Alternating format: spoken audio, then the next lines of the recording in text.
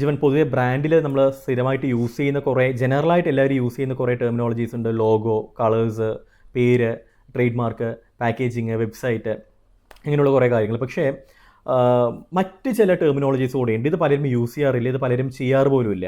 ഉദാഹരണത്തിന് brand purpose statement, അല്ലാന്നുണ്ടെങ്കിൽ brand vision, brand mission, ഇതെല്ലാം ഒന്നായിട്ടാണ് പലരും കൺസിഡർ ചെയ്തിട്ടുള്ളത്. എന്താണ് പ്രോപ്പർ പോലും പലർക്കും അറിയത്തില്ല.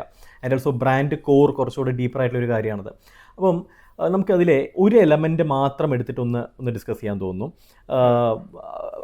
ബ്രാൻഡ് പർപ്പസ് എന്താണെന്നുള്ളത്. ശരിക്കും ഈ ബ്രാൻഡ് പർപ്പസ് വരുന്നത് ബ്രാൻഡ് കോറിലാണ്. അപ്പോൾ നമുക്ക് ആദ്യം തന്നെ എന്താണ് എന്ന് പറയുന്നതിന് മുമ്പ് എന്തിനാണ് ഒരു ബ്രാൻഡ് ഡെവലപ്പ് ചെയ്യാനായിട്ട് നമുക്ക് പേരും ലോഗോവും പാക്കേജ് ഡിസൈനിങ് മാത്രം പോരെ, നമുക്ക് എന്തിന് ഈ ബ്രാൻഡ് കോർ വേണം എന്നുള്ളത് പറഞ്ഞിട്ട് നമുക്ക് ആരംഭിക്കാൻ തോന്നുന്നു. ശരിക്കും എന്തിനാണ് ഈ ബ്രാൻഡ് കോർ, അല്ലെങ്കിൽ ഈ ബ്രാൻഡ് കോർ ഇല്ലാന്നുണ്ടെങ്കിൽ ഒരു ബ്രാൻഡിന് എന്ത് സംഭവിക്കും?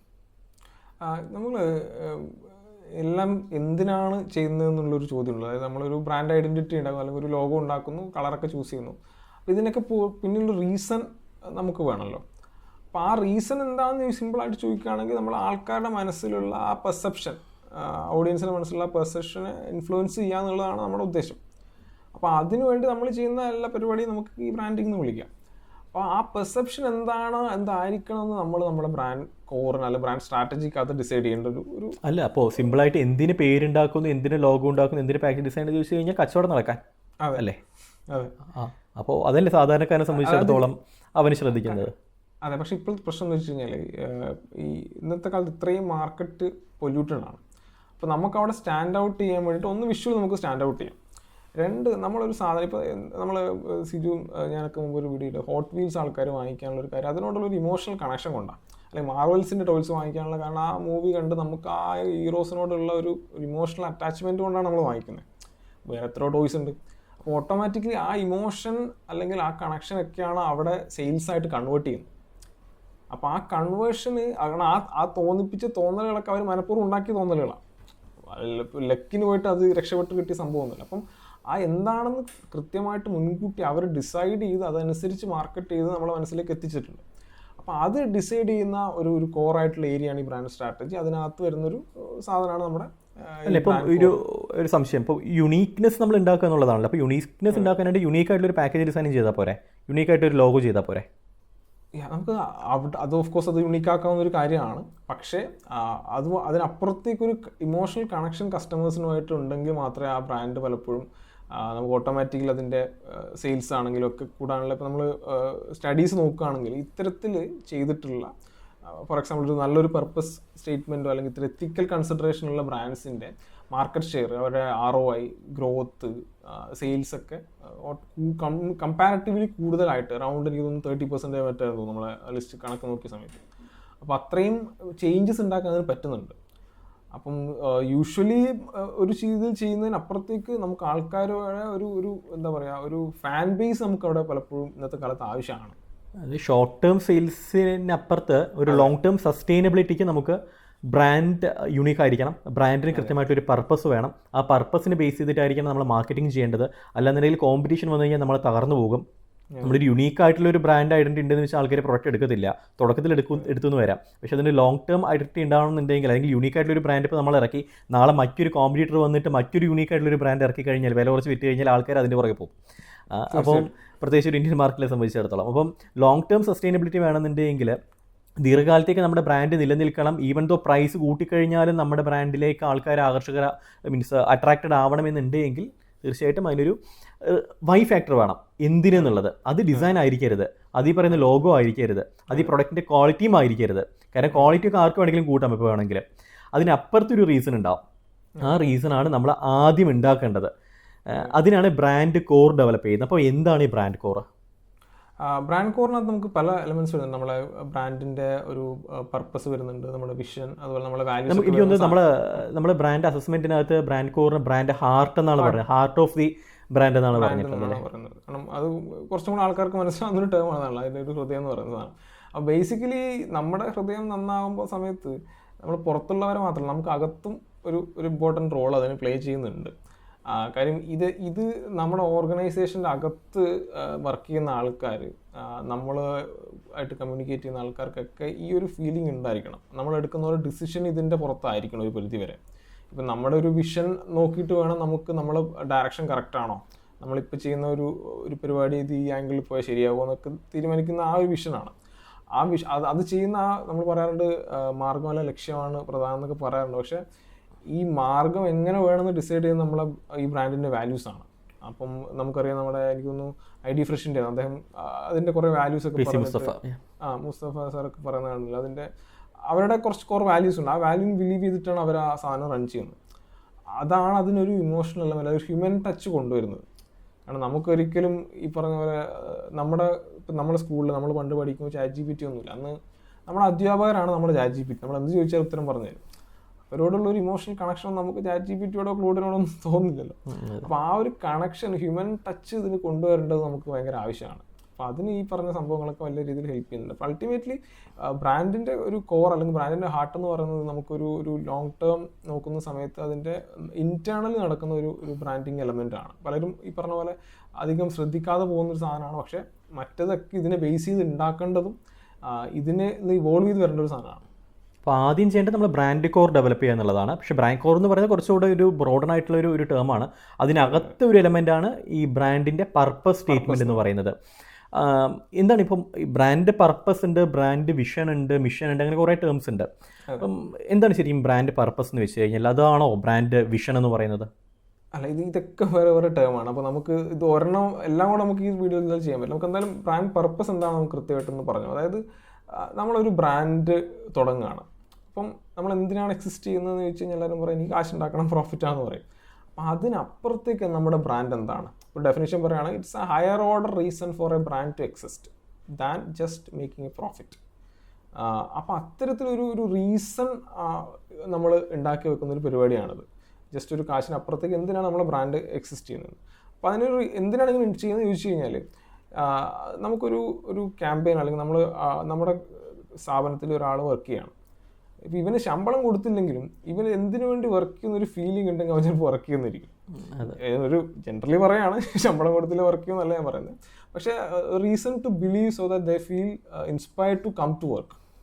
എനിക്ക് തോന്നുന്നത് ശമ്പളത്തിൻ്റെ കാര്യം പറഞ്ഞപ്പോഴാണ് നമ്മുടെ സഫാരി സന്തോഷ് ചുറുചുറുങ്ങരയുടെ ഇതിലെ മുമ്പ് നമ്മുടെ ഫ്രണ്ട് ആരാണെന്ന് തോന്നുന്നു അപ്ലൈ ചെയ്ത സമയത്ത് ശമ്പളമൊന്നും തരത്തില്ല, വേണമെങ്കിൽ ഇവിടെ നിന്ന് വർക്ക് ചെയ്തോ, പക്ഷെ അതിനും ബില്ലിംഗ് ആണ്. ഒരു കാലത്ത് എനിക്ക് തോന്നുന്നു ശമ്പളം ഇല്ലാന്നുണ്ടെങ്കിൽ സഫാരി പോയിട്ട് വർക്ക് ചെയ്യാനായിട്ട് പലരും ബില്ലിംഗ് ആണ്. അതിന് രണ്ട് റീസൺ ഉണ്ടാവും. ഒന്നാം ബ്രാൻഡിൻ്റെ ഒരു ഇതുണ്ടായിരിക്കും, പക്ഷെ അൾട്ടിമേറ്റ്ലി അതിൻ്റെ ഒരു വാല്യൂസും അതിൻ്റെ ഒരു ഗ്രാൻഡ് പർപ്പസും ഒക്കെ ഉണ്ടല്ലോ. അപ്പോൾ ആൾക്കാർ ഒരു വർക്ക് ചെയ്യുന്നതല്ല, അല്ലെങ്കിൽ നമ്മൾ വാങ്ങിക്കുന്നതിന് ഒരു റീസൺ. ഇപ്പോൾ ചില ബ്രാൻഡിൻ്റെയൊക്കെ നമ്മളിപ്പോൾ മാമർത്തിൻ്റെയൊക്കെ പണ്ട് നമ്മൾ ആ ഒരു കോസിന് വേണ്ടിയിട്ട് അവർ ഈ പ്ലാന്റ് നടന്ന ആ കോസൊക്കെ കാണുമ്പോൾ നമ്മൾ അതും കൂടെ ഉദ്ദേശിച്ചിട്ടാണ് വാങ്ങിക്കൊണ്ടിരുന്നത്. അപ്പോൾ അത്തരത്തിലൊരു ഹയർ ഓർഡർ റീസൺ. ഇപ്പോൾ ആപ്പിളിൻ്റെ നമ്മളിപ്പം പറയണം, അവരെ കീനോട്ട് സ്പീച്ചിൽ ഒരു വലിയ പോർഷൻ ഒരു പ്രാവശ്യം ഏതാണ്ട് വലിയൊരു ടൈം ഒരു 15 മിനിറ്റ് 20 മിനിറ്റും ഒക്കെ earth conservation, CO2 saving, CO2 neutral എന്നൊക്കെ പറഞ്ഞവർ ചെയ്യുന്ന ആ ഒരു കോഴ്സ്. അതായത് ഒരു മൊബൈൽ ഫോൺ കമ്പനി ഒരിക്കലും അത് പറയേണ്ട ആവശ്യം വരുന്നില്ല, അവർക്ക് ടെക്നോളജിയെ കുറിച്ച് പറഞ്ഞാൽ മതി. അപ്പോൾ അത്തരത്തിലൊരു പർപ്പസ് ഉണ്ടാക്കി വെക്കുന്നുണ്ട്. അപ്പോൾ ഇത് നമ്മൾ ഇന്റേണൽ ടീമിനെ യുണൈറ്റ് ചെയ്യുന്നൊരു സാധനമാണ്. ഇപ്പം നമ്മൾ എന്തിനു വേണ്ടിയിട്ട് വർക്ക് ചെയ്യുന്നു എന്നുള്ളൊരു തോന്നൽ അവർക്ക് ഉണ്ടെങ്കിലായിരിക്കും അവർക്ക് വർക്ക് ചെയ്യാനുള്ള ആ ഒരു ഇതുണ്ടാവും. അല്ലെങ്കിൽ അവൻ വെറുതെ ശമ്പളത്തിനൊന്ന് വർക്ക് ചെയ്യുന്നതായിരിക്കും. അപ്പോൾ ആ ശമ്പളത്തിനപ്പുറം അവൻ എന്തിനു വർക്ക് ചെയ്യണം, അല്ലെങ്കിൽ ഒരാൾ പ്രൊഡക്റ്റ് വാങ്ങിക്കുമ്പോൾ അതിനപ്പുറത്തേക്ക് അവൻ എന്ത് തോന്നണം എന്നുള്ളൊരു ചോദ്യമാണ്. ഇപ്പോൾ എക്സാമ്പിൾ പറയുകയാണ്, നമ്മുടെ ടെസ്ലയുടെ ഒരു പർപ്പസ് സ്റ്റേറ്റ്മെൻറ്റ് ഉണ്ട്. ടെസ്ല എന്ന് പറഞ്ഞ ബ്രാൻഡിൻ്റെ, എലോൺ മസ്കിൻ്റെ. അതെങ്ങനെയാണ്? To accelerate the world's transition to sustainable energy so that together we can save our planet. ഒരു ഭൂമിയെ സംരക്ഷിക്കാൻ വേണ്ടിയിട്ട് സസ്റ്റൈനബിൾ എനർജിയിലേക്ക് പോകാൻ വേണ്ടി ചെയ്യുന്നൊരു ബ്രാൻഡാണ്. അപ്പോൾ നമുക്ക് അതിനുവേണ്ടി വർക്ക് ചെയ്യുന്ന സമയത്ത്, അല്ലെങ്കിൽ ആ കാർ പർച്ചേസ് ചെയ്യുന്ന സമയത്ത് നമുക്കൊന്നൊരു ഫീലിംഗ് ഉണ്ട്. ഇലക്ട്രിക് സ്കൂട്ടറൊക്കെ വാങ്ങിക്കുമ്പോൾ നമ്മളെ കേരളത്തിലാണ് ഏറ്റവും അധികം സെയിൽസ് ഉള്ളത്. ടാറ്റയ്ക്ക് അതിനായിട്ട് എക്സ്ക്ലൂസീവ് ഷോറൂം എല്ലായിടത്തും തുടങ്ങുകയാണ്. ടാറ്റ EVയുടെ തന്നെ ഷോറൂം. കാരണം മലയാളികൾ കുറച്ചും കൂടെ പ്രബുദ്ധരാണ്. അപ്പോൾ അവർ എർത്തിനെ സേവ് ചെയ്യുക, നമ്മളത് സ്കൂളിലൊക്കെ നമ്മൾ പഠിച്ച് നമുക്കിതൊരു തോന്നലുണ്ട്.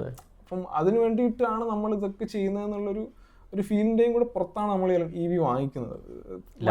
വേണ്ടി മാത്രമല്ല, ലാഭം നോക്കുന്നുണ്ട് ഓഫ്കോഴ്സ്. പക്ഷെ സ്റ്റിൽ ഇലക്ട്രിക് വെഹിക്കിൾ വാങ്ങിച്ചു കഴിഞ്ഞാൽ ഞാൻ എന്തോ കോൺട്രിബ്യൂട്ട് ചെയ്ത് ഞാനൊരു മാന്യനാണ് തോന്നിപ്പിക്കുന്ന സ്വയം ഒരു ഫീലിംഗ് ഉണ്ടല്ലോ. അപ്പോൾ ആ ഫീലിംഗ് പോലത്തെ ഒരു സാധനം തന്നെയാണ് ഈ ബ്രാൻഡിൻ്റെ പർപ്പസ്. അപ്പോൾ ഇത് എന്താ പറയുക, ഇതൊരു കോർ സാധനമാണ്. ഇത് നമ്മളിപ്പോൾ സിമ്പിളായിട്ട് നെറ്റിൽ കാണുന്ന ടേം എടുത്ത് വെച്ചുണ്ടാക്കുന്ന ഒരു സാധനമല്ല. ഇപ്പോൾ അത്യാവശ്യം നമ്മൾ റിസർച്ച് ചെയ്ത് നമ്മളെ ഒരു പേഴ്സണാലിറ്റി, നമ്മളെ റിയലി എന്തിനാണത് ചെയ്യുന്നത് കാശിനപ്പുറം എന്നുള്ളൊരു ചോദ്യമൊക്കെ വെച്ചുകൊണ്ട് ക്രാഫ്റ്റ് ചെയ്യേണ്ട ഒരു സാധനമാണത്. ഇതിനെ ബേസ് ചെയ്യേണ്ട മറ്റതൊക്കെ വരുന്നത്. പക്ഷേ ആൾക്കാർ ഈ സാധനം ഒരു ക്ലീഷ്യ സാധനമായിട്ട്, അതും ചിലതൊക്കെ വലിയ സ്ട്രാറ്റജിസ്റ്റുകളൊക്കെ ചെയ്തിട്ട് ലോഞ്ചൊക്കെ ചെയ്യുമ്പോൾ നമ്മൾ കണ്ട് ഞെട്ടിപ്പോയിട്ടുണ്ട്.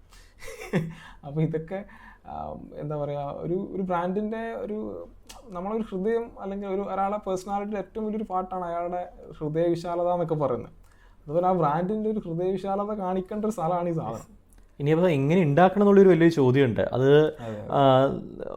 ഒറ്റയ്ക്ക് ഇരുന്ന് ഉണ്ടാക്കാൻ കഴിയുന്ന ഒരു കാര്യം, ഒരുപക്ഷെ എക്സ്പെർട്സ് ഒക്കെ ആണെങ്കിൽ ഉണ്ടാക്കാൻ കഴിയും. പക്ഷേ ഒരു ബ്രെയിൻ സ്റ്റോമിങ് സെഷനൊക്കെ വെച്ചിട്ടാണ് പലപ്പോഴും നമ്മൾ ചെയ്യുന്നതും. അങ്ങനെ തന്നെയാണ് ഓൺടർപ്രണേഴ്സുമായിട്ട് നമ്മൾ കുറച്ച് ദിവസങ്ങളൊക്കെ ഓൺലൈനായിട്ട് തന്നെയാണ് ഇരുന്നിട്ട് പല കാര്യങ്ങളും, പല ചോദ്യങ്ങളും നമുക്കൊരു പ്രോസസ്സ് ഉണ്ട്. അത് വെച്ചുകൊണ്ട് പല ചോദ്യങ്ങളും ഇട്ടുകൊടുത്ത് ആളെ കൺഫ്യൂസ് ചെയ്ത് ആളുടെ നല്ല ഔട്ട്പുട്ട് എടുത്ത് നമ്മുടെ അഭിപ്രായങ്ങൾ പറഞ്ഞ് ടോട്ടലി ഒന്ന് ആളെ ഒന്ന് കറക്കിയിട്ടായിരിക്കും നമ്മൾ ഈ ഒരു പർപ്പസ് സ്റ്റേറ്റ്മെൻറ്റിലേക്ക് കൂടി നമ്മൾ എത്തുന്നത്. പർപ്പസ് സ്റ്റേറ്റ്മെൻറ്റിലേക്ക് എത്താനായിട്ട് കുറേ മാർഗ്ഗങ്ങളുണ്ട്, കുറേ സ്റ്റേജസ് അതിനകത്ത് നമ്മൾ ചെയ്യുന്ന കാര്യങ്ങളുണ്ട്. നമുക്കൊരിക്കലും വീഡിയോയിലൂടെ പറയാൻ കഴിയത്തില്ല. സോ ഈ പർപ്പസ് സ്റ്റേറ്റ്മെൻറ്റ് ഉണ്ടാക്കിയതിന് ശേഷം മാത്രമായിരിക്കണം നമ്മൾ ബാക്കി മിഷനിലേക്കും ബാക്കിയുള്ള കാര്യങ്ങളിലേക്കെല്ലാം എൻ്റർ ചെയ്യേണ്ടത്. എനിക്കൊന്ന് ഒരു കാര്യം കൂടെ ആഡ് ചെയ്യാൻ പറയാം. അതായത് ഇനി പർപ്പസ് സ്റ്റേറ്റ്മെൻറ്റിനകത്ത് ഒട്ടും പാടില്ലാത്തൊരു കാര്യമാണ് to become a world's number 1 company, അല്ലെങ്കിൽ ഇങ്ങനത്തെ സാധനമാണ് മിക്കവാറും പലരും ഒരു മിഷനൊക്കെ ആയിട്ട് ഇടുന്നത്. അത് റിസൾട്ടാണ് അല്ലേ, നമ്മൾ അല്ലെങ്കിൽ ഇത്ര പ്രോഫിറ്റ് ഉണ്ടാക്കുക എന്ന് പറയുന്നത് നമ്മൾ എന്തോ ചെയ്യുന്നത് വഴി കിട്ടുന്നൊരു റിസൾട്ടാണ്. അതെ, അല്ല ഇതിനകത്ത് അൾട്ടിമേറ്റ്ലി യൂഷ്വലി ഈ പർപ്പസ് സ്റ്റേറ്റ്മെൻറ്റിനകത്ത് നമ്മൾ കോസ് എപ്പോഴും either help people, animals or planet ആണ് സാധാരണ വരാറുള്ളത്. ജനറൽ ടേംസിൽ പറയുകയാണെങ്കിൽ ജനങ്ങളെ സഹായിക്കുന്ന പോലെ ആയിരിക്കണം, അല്ലാന്നുണ്ടെങ്കിൽ മൃഗങ്ങളെ സഹായിക്കുന്ന. WWF ഒക്കെ ആനിമൽസിന് ആ ഒരു റേഞ്ചാണ് അവർ പിടിക്കുന്നത്, അല്ലെങ്കിൽ പ്ലാനറ്റിനെ സേവ് ചെയ്യാണ്. കാരണം അത്രയും വലിയൊരു കോസാണത്. ആ കോസിന് വേണ്ടിയിട്ട് നമ്മൾ വർക്ക് ചെയ്യുക എന്ന് പറയുന്നത് നമ്മളൊരു വലിയൊരു മിഷനൊക്കെ നമ്മൾ ഇംഗ്ലീഷ് വേർഡൊക്കെ കാണുമ്പോൾ നമ്മൾ ഈ ഹീറോ പ്ലാനറ്റിനെ സേവ് ചെയ്യുന്ന ഒരു ഫീൽ കിട്ടുമ്പോൾ നമുക്ക് മലയാളം പടം കാണുമ്പോൾ അത് കിട്ടില്ല. കാരണം അങ്ങനത്തെ വലിയൊരു മിഷൻ അല്ല അതില്ലാത്ത ഉണ്ടാവുക. അപ്പം ആ ഒരു ഫീലാണ് അവിടെ പലപ്പോഴും വരേണ്ടത്. അതിന് ബേസ് ചെയ്തിട്ടാണ് ശരിക്കും മാർക്കറ്റിംഗിൽ അപ്പോഴേ നമുക്ക് കൃത്യമായിട്ടുള്ളൊരു എന്ത് മാർക്കറ്റ് ചെയ്യണമെന്നുള്ളത് നമുക്ക് അറിയത്തുള്ളൂ. അപ്പോൾ മാമരത്തിനെ കുറിച്ച് ജീവൻ പറഞ്ഞുകൊണ്ട് തന്നെ അതുകൂടെ പറഞ്ഞ് നമുക്ക് അവസാനിപ്പിക്കാൻ തോന്നുന്നു. മാമരത്തിൻ്റെ എന്തുകൊണ്ട് അവർ ഈ ട്രീസിനെ ഫോക്കസ് ചെയ്തു, അല്ലെങ്കിൽ നമ്മളൊരു പ്രൊഡക്റ്റ് വാങ്ങുമ്പോൾ അവർ ഒരു സാപ്ലിംഗ് വെച്ച് പിടിപ്പിക്കുന്നു. എന്തുകൊണ്ട് ചെയ്യുന്നത് ചോദിച്ചു കഴിഞ്ഞാൽ ഇത് ഓർഗാനിക് പ്രൊഡക്റ്റ് ആണെന്ന് വരുത്തി തീർക്കണം. ഓർഗാനിക് പ്രൊഡക്റ്റ് ആണെന്ന് വെറുതെ പറഞ്ഞാൽ പോരാ, അത് അവർ പരിസ്ഥിതിയെ സംരക്ഷിക്കുന്ന ഒരു ബ്രാൻഡാണെന്ന് ഇൻഡയറക്റ്റ്ലി ആൾക്കാർക്ക് മനസ്സിലാവണം. അത് മനസ്സിലാക്കണമെന്നുണ്ടെങ്കിൽ അവരെ മാർക്കറ്റിങ്ങിൽ ഈ സാധനം ചെയ്തേ പറ്റൂ. അപ്പം അവർ ആദ്യം തന്നെ ഫിക്സ് ചെയ്ത് അവരുടെ പർപ്പസ് എന്ന് പറയുന്നത് ഓർഗാനിക് ആയിട്ടുള്ള ക്രീംസ് ആളുകൾക്ക് കൊടുക്കുക, ആളുകൾക്ക് വേറെ ഒരു രീതിയിലുള്ള ദൂഷ്യവശങ്ങളും ഉണ്ടാവരുത്, അത്തരത്തിലുള്ള ഇത് പ്രൊവൈഡ് ചെയ്യുക എന്നുള്ളതായിരിക്കും അവരുടെ. നമുക്കറിയത്തില്ല അവർ കെമിക്കൽ ഇല്ലാണ്ട് സാധനം ഉണ്ടാക്കാൻ പറ്റില്ല, കഴിയത്തില്ല. പക്ഷെ ഒന്നാമത് നമുക്ക് ഈ പർപ്പസ് സ്റ്റേറ്റ്മെൻറ്റ്സ് ഒന്നും അറിയത്തില്ല, അതൊന്നും പബ്ലിക്ലി അനൗൺസ് ചെയ്യേണ്ട ഒരു കാര്യമില്ല. അത് ഓർഗനൈസേഷൻ അകത്തുള്ളതാണ്. നമ്മൾ പലപ്പോഴും പല കേസ് സ്റ്റഡീസും എടുത്ത് നമ്മൾ അസ്യൂം ചെയ്യുകയാണ് അങ്ങനെ. അപ്പോൾ ഒരുപക്ഷെ അങ്ങനെ ആയിരിക്കും. അപ്പോൾ അതിനെ ബേസ് ചെയ്തിട്ടാണ് ഇവരുടെ ഓരോ മാർക്കറ്റിങ്ങും വന്നിരിക്കുന്നത്. അതുകൊണ്ടാണ് മാർമരത്തിന് കേൾക്കുന്ന സമയത്ത് ഓർഗാനിക് എന്ന് പറയുന്ന ടേം നമ്മുടെ മനസ്സിലേക്ക് അറിയാതെ വരുന്നത്. നല്ലതാ, വിഷം അല്ലെങ്കിൽ കെമിക്കൽസ് അടങ്ങിയിട്ടില്ല എന്നുള്ളത്. പക്ഷേ നോക്കുകയാണെന്നുണ്ടെങ്കിൽ അതിൽ ഇൻഗ്രീഡിയൻസ് നോക്കുകയാണെന്നുണ്ടെങ്കിൽ അതിനകത്ത് കെമിക്കൽസ് ഇല്ലാതെ നമുക്ക് ഒരിക്കലും കോസ്മെറ്റിക്സ് ഇറക്കാനും കഴിയത്തില്ല എന്നുള്ളതാണ്. സോ ഏറ്റവും ആദ്യം നമ്മളൊരു ബ്രാൻഡ് ബിൽഡ് ചെയ്യുന്ന സമയത്ത് ശ്രദ്ധിക്കേണ്ടത് നേരെ പേരിലേക്കോ അല്ലാന്നുണ്ടെങ്കിൽ പ്രൊഡക്റ്റ് ഡെവലപ്മെൻറ്റിൻ്റെ ആ ഒരു ഡിസൈനിങ്ങിലേക്കോ ഒന്നും അല്ല നമ്മൾ കിടക്കേണ്ടത്. ആദ്യം ചെയ്യേണ്ടത് ബ്രാൻഡിൻ്റെ കോർ ഡെവലപ്പ് ചെയ്യുക, അതിനകത്ത് തന്നെ ബ്രാൻഡ് പർപ്പസ് ഡെവലപ്പ് ചെയ്യുക എന്നുള്ളത്. അത് ഡീറ്റെയിൽഡ് ആയിട്ട് നിങ്ങളുടെ കൺസൾട്ടൻറ്റിനോടൊപ്പം ഇരുന്ന് ഡിസ്കസ് ചെയ്ത് ചെയ്യേണ്ട ഒരു കാര്യമാണ്. റൈറ്റ്, മറ്റൊരു വിഷയമായിട്ട് കാണാം.